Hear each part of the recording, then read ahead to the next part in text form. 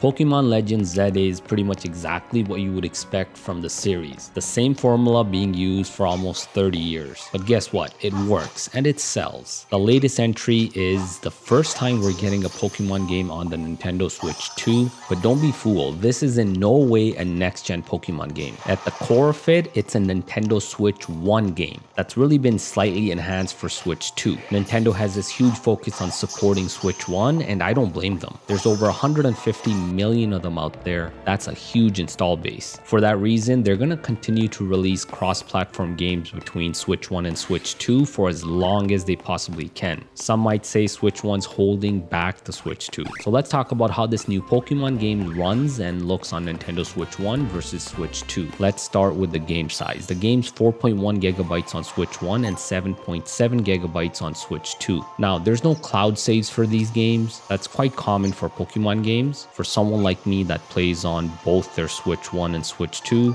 I have to manually transfer the data over from one console to the other to continue playing across different consoles. Loading times are also different. Continuing from dashboard takes 12 seconds on Switch 2 and 22 seconds on Switch 1. So the new console is about 2 times faster. We get a similar trend when fast traveling, only 3 seconds on Switch 2 and 6 seconds on Switch 1. Next up are the visuals and graphics. For the most part, the game looks pretty much identical. The main difference is of course resolution and frame rate. In handheld mode, Switch 1 runs the game at 720p resolution and 30 FPS. Switch 2 of course has a larger 1080p display, and in portable mode, Switch 2 runs Pokémon Legends ZA at 1080p and 60 FPS. In docked mode, the trend is somewhat similar. Switch 1 does upscale to 1080p resolution while docked, but the common resolution is closer to 800p. On Switch 2, the game's clearly sharper. There's 4K upscaling in docked mode, but the common resolution's likely dipping as low as 1080p. The big advantage with Switch 2 is the smoother performance, 60 frames per second. There's no HDR integration for this game.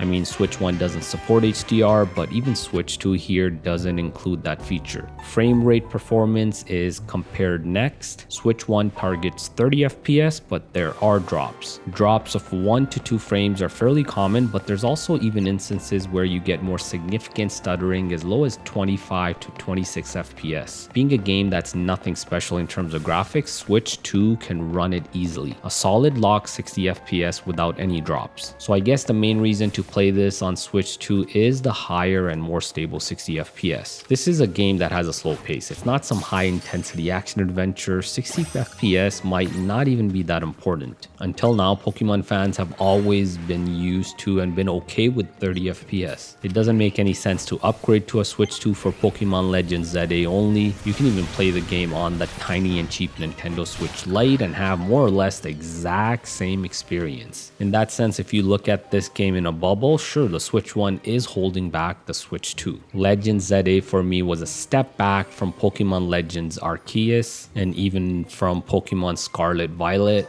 I mean, there's just the one zone to explore, Luminous City. I was so looking forward to leaving the city and exploring the outside world, but then I found out you can't. Exploring different maps, different regions, that's been one of the core aspects of Pokemon games for almost 30 years. So it's kind of sad to have it completely missing here. It makes the whole game feel even more repetitive, and Pokemon games are as repetitive as they come. I personally give this game a 6 out of 10. I think it's one of the worst Pokemon games in a while. Hopefully Nintendo gives us a true next-gen Switch 2 title for the next one. So that's my technical review of Pokemon Legends ZA and how it runs on Switch 1 versus Switch 2. I am planning on doing a separate video of the battery life across all the different Switch consoles, so follow my channel for updates on that. For the rest of the video, check out some more side-by-side gameplay with that FPS counter shown.